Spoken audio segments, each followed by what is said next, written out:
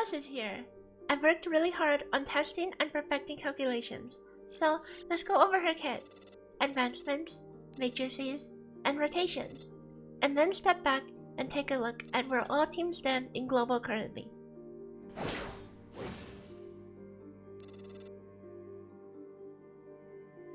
Alyss brings Frost a new level of DPS that doesn't rely on arrow rain. There are two combos of interest: her aerial attack, which is her highest DPS combo, and basic attack into hold combo. While the aerial attack consumes a large amount of endurance, typical Frost teams have so little downtime for basic attacks that this is not an issue. However, her basic attack into hold combo also does respectable damage, and is a full iframe if executed within 4 seconds of a skill. It also hits many more times, which is important for one of her skill passives, which we'll cover in a bit.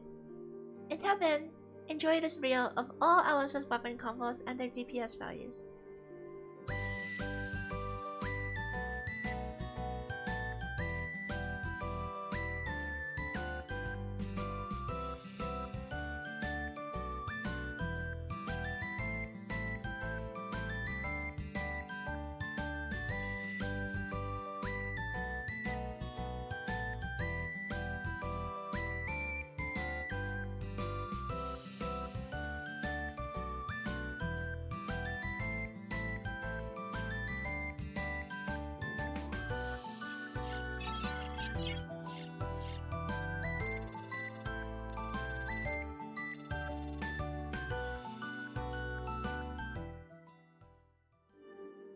Her skill creates a chilling field, which lasts for 30 seconds.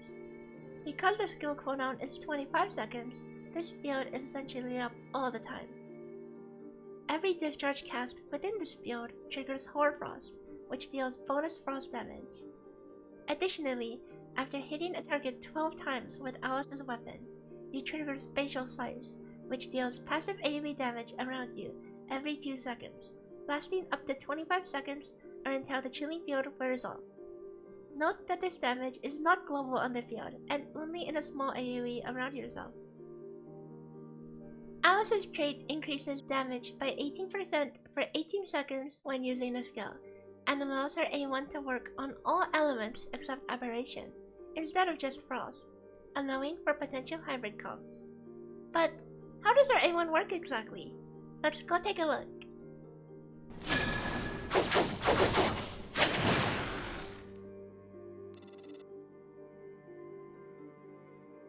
Due to how Alyss's advancements synergize with several advancements in other Frost team units, we'll look at the relative gain of each advancement with a variable advancement of Lin or Frigg, with Saki as a constant.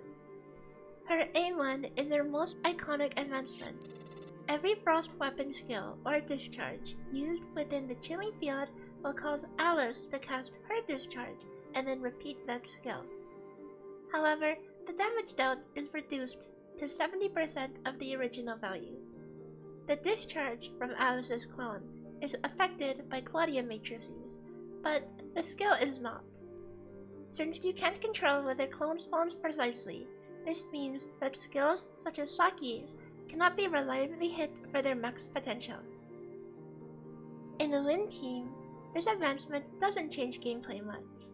That is, until A6, where the bonus discharge casts count towards Lin's A6, allowing you to spam Lin's Moonlight Realm much more frequently.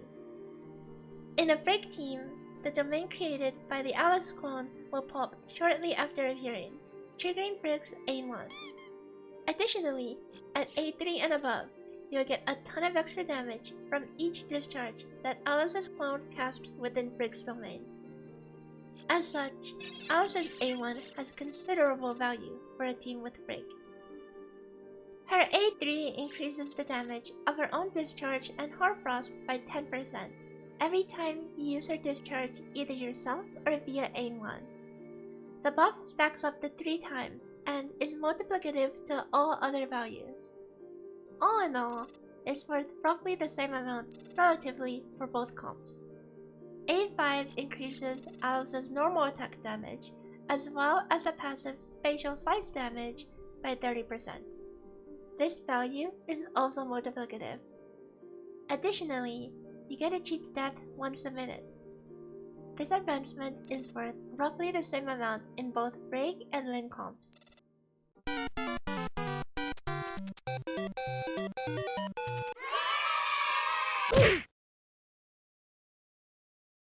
Her A6 grants an additional 10% frost damage when reaching 3 stacks of her A3 buff. However, upon reaching 3 stacks once, the buff does not fall off until after all 3 stacks were out, so it's essentially permanent. As a multiplicative value, the strength turns out to be exactly what it sounds like it would be globally. Overall, her advancements are all decently valuable, with her A1 having much higher relative value for Frigg teams over Lin teams. How do Frigg and Lin teams stack up next to each other? Here's a quick summary. Below A6, Frigg teams with Alyss A1 plus outperform Lin teams. At A6, Frigg still pulls ahead, but this is without matrices. Lin's matrices are far superior to Frigg's, which is what gives Lin the edge in whaled out compositions. Speaking of matrices, let's take a look at them.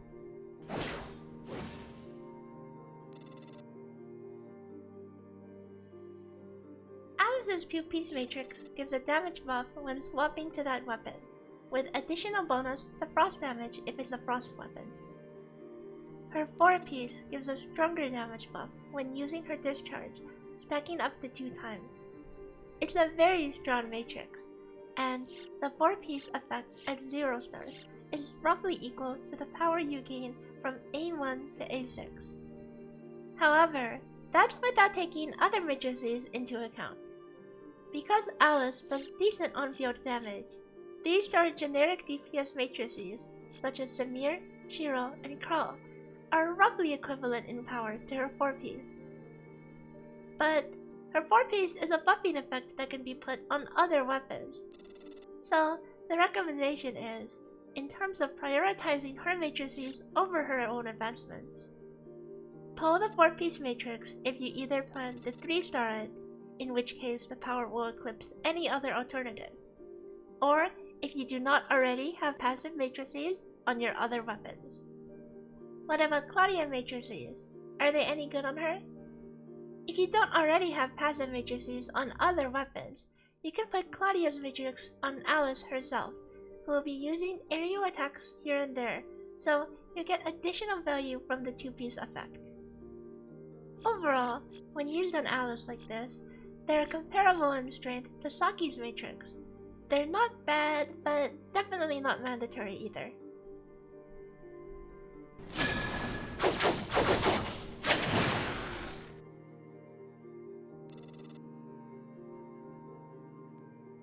Frost rotations can get pretty confusing, so let's go over it together, starting with the Frigg comps, the simpler of the two.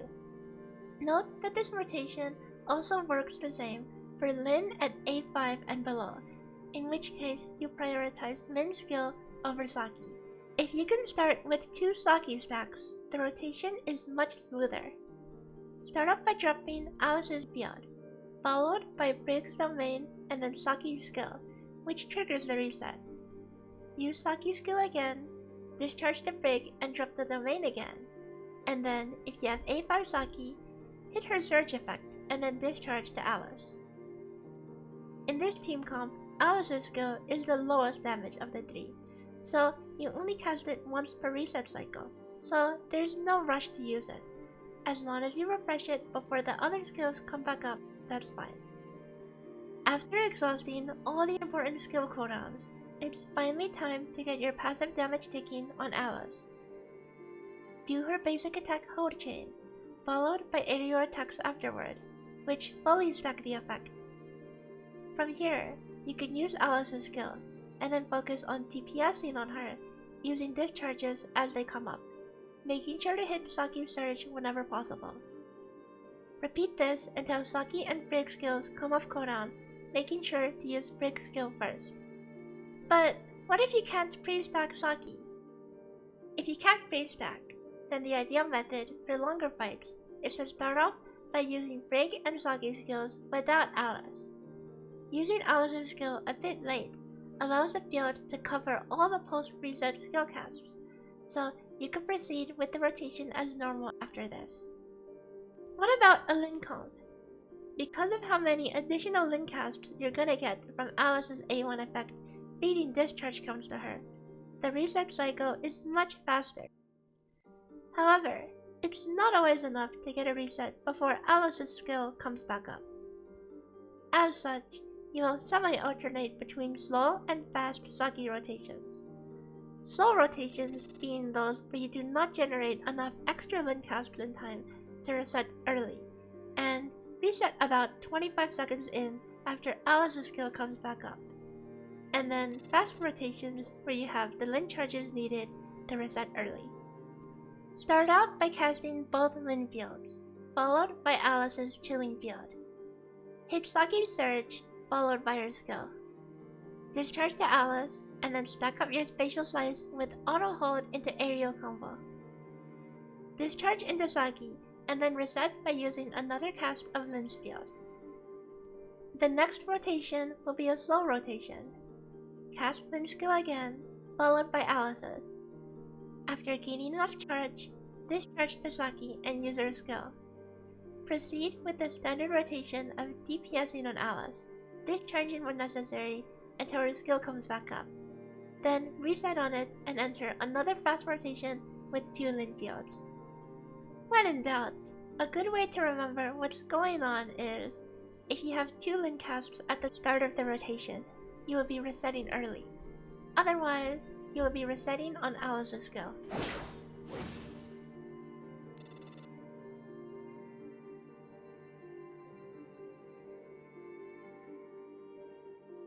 Alyss offers a considerable increase for Frost teams, but doesn't completely break the balance of the game like many feared. Both Frigg and Lin comps are fairly close to each other on paper, but Lin is a bit stronger if you have her maxed out matrices.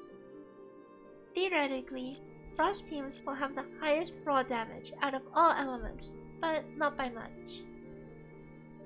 What about FTP friendly teams? Let's look at what numbers would look like with all A1 teams, with non-limited 0-star matrices only.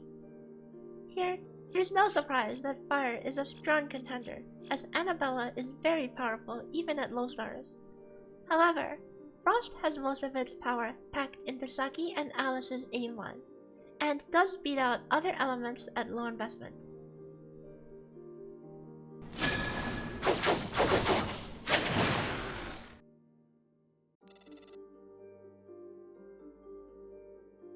Alyss is a powerful addition to Frost teams, and allows Frigg to be competitive with Lin, especially in content that has bonus Frost damage.